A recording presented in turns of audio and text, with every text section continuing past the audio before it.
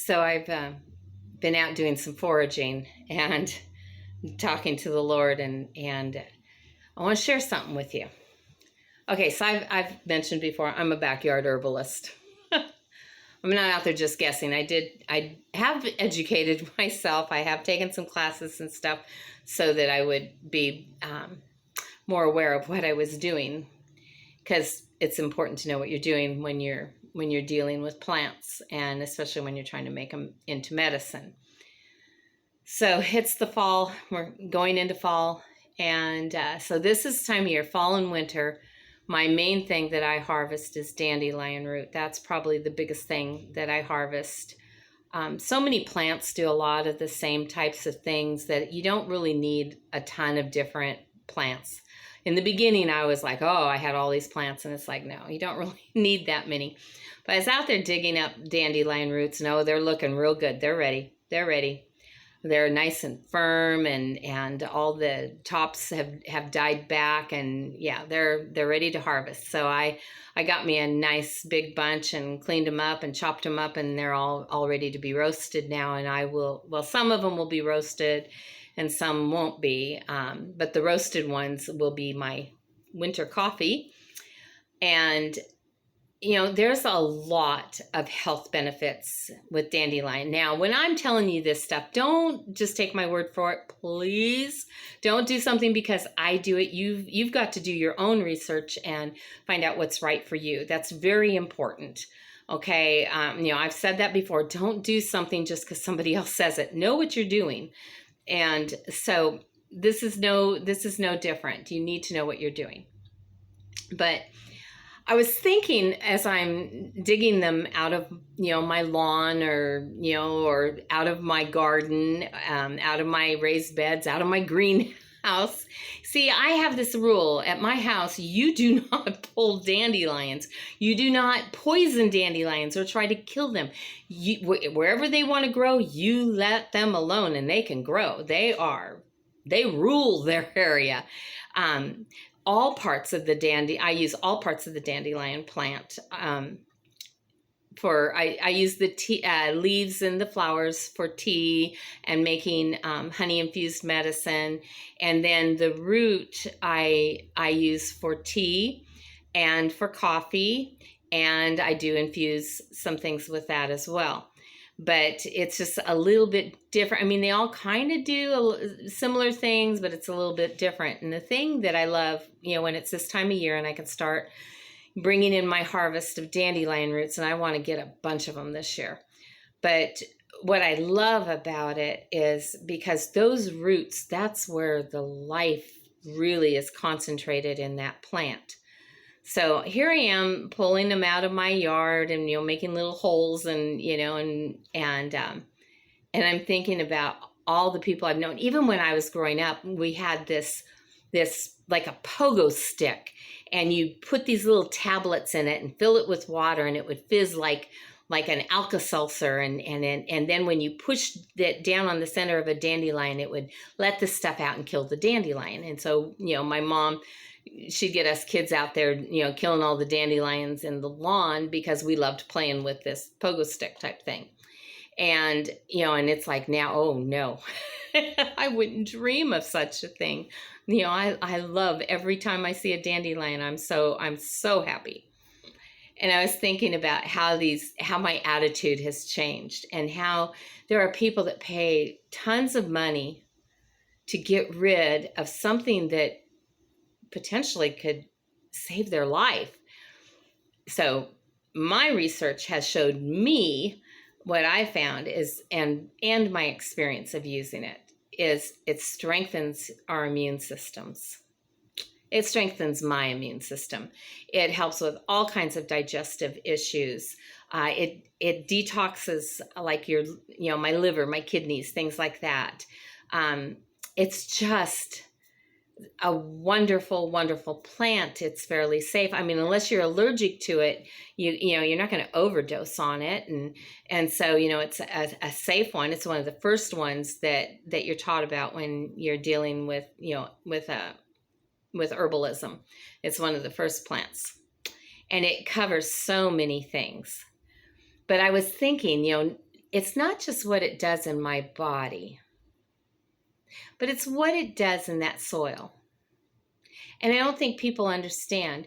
Usually dandelions grow in soil that's not very good. And the reason that you find them there is because they're repairing that soil and restoring health to it.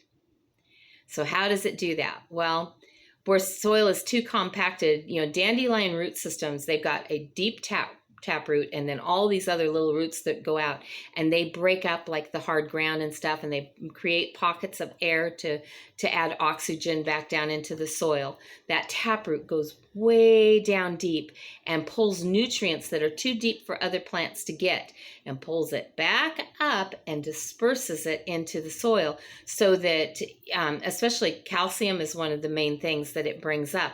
And so other plants are growing. That's why I let them grow in my garden, because they feed like a fertilizer.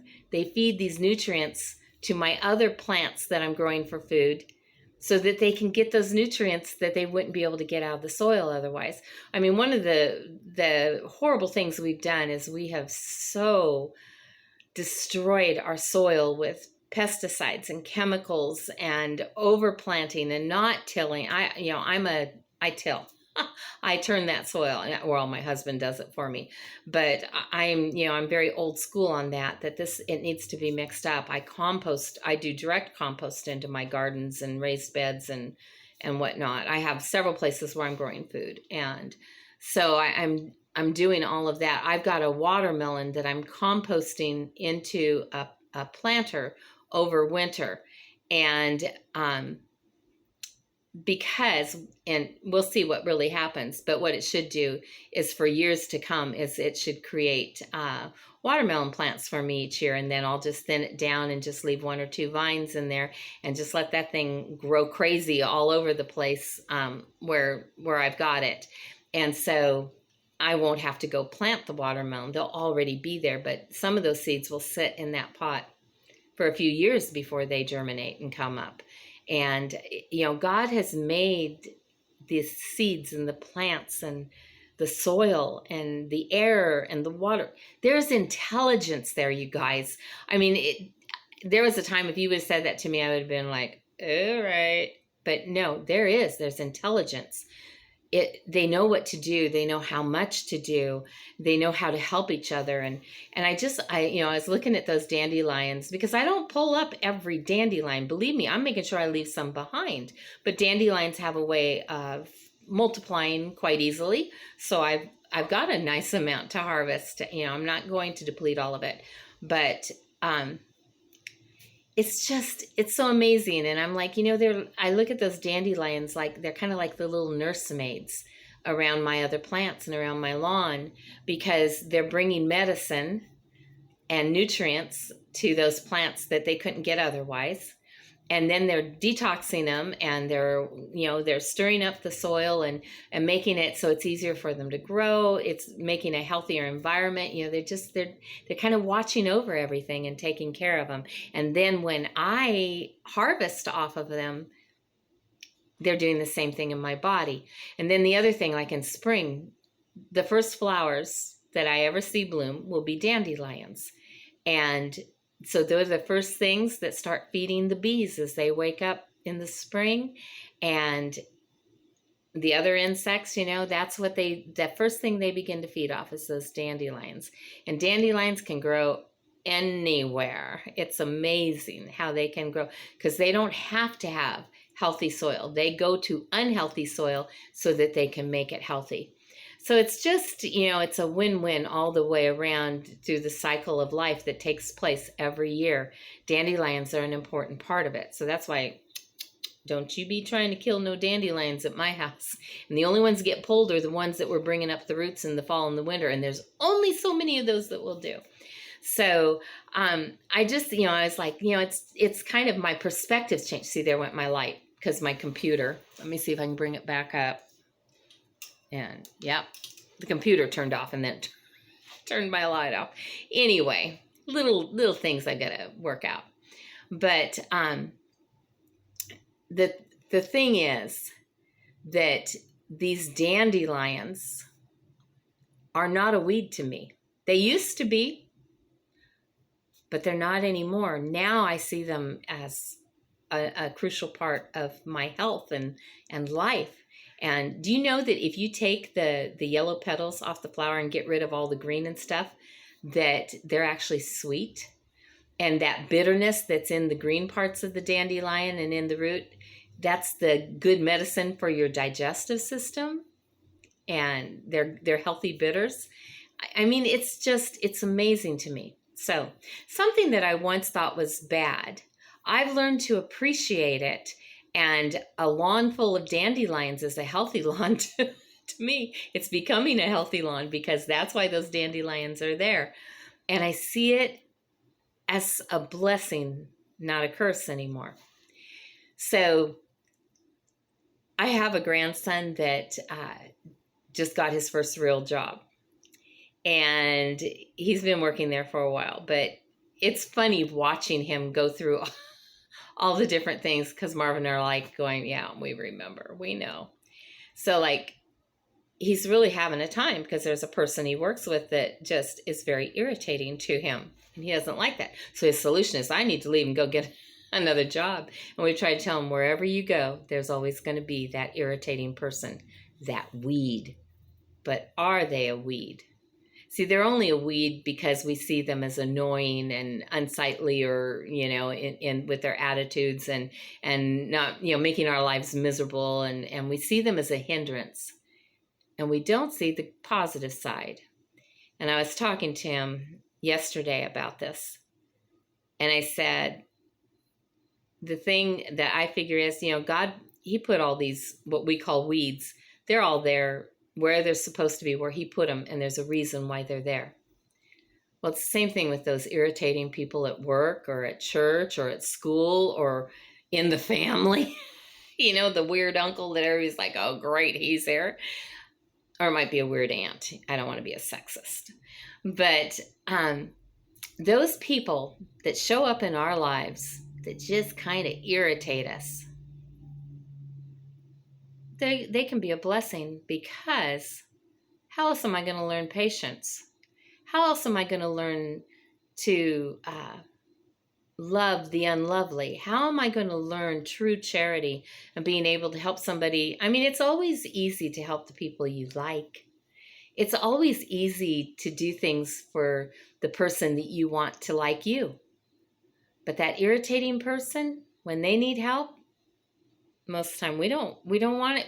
Somebody else go do it. That person drives me nuts. No, we should embrace those opportunities, because when we rise up and we meet it according to God's example and his will and his instructions, it makes us a better person. It helps aerate the soil of my hard heart and soften it. It helps bring those good fruits up into my life where they belong, where I need them, that are otherwise beyond reach, and there's no reason to reach for them. That irritating person, that weed of humanity, can be the very thing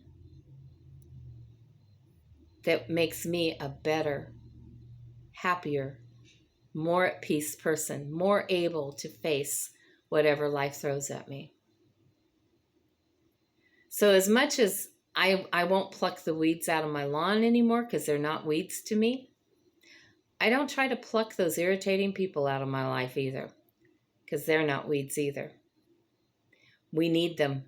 We need them to give us the opportunity to learn and grow and be a stronger, more emotionally and spiritually healthy version of ourselves. A little something to think about today. All right, I'm going to go roast some dandelion root, because I love roasted dandelion root coffee. And I just checked my subscriptions, and number 20 has showed up. Let's go for 30. So, yeah. Oh, the simple pleasures in life. I love you guys. If you haven't subscribed, I'd love to chat with you every day. Hit the subscription, the notification bell, let me know or let you know when my next video comes up and we can chat. And get your cup of coffee, sit down and just have some time that we can just sit down and talk and laugh and reminisce and think about things together. All right, I love you guys. You have a great day and I'll talk to you later. All right, bye-bye.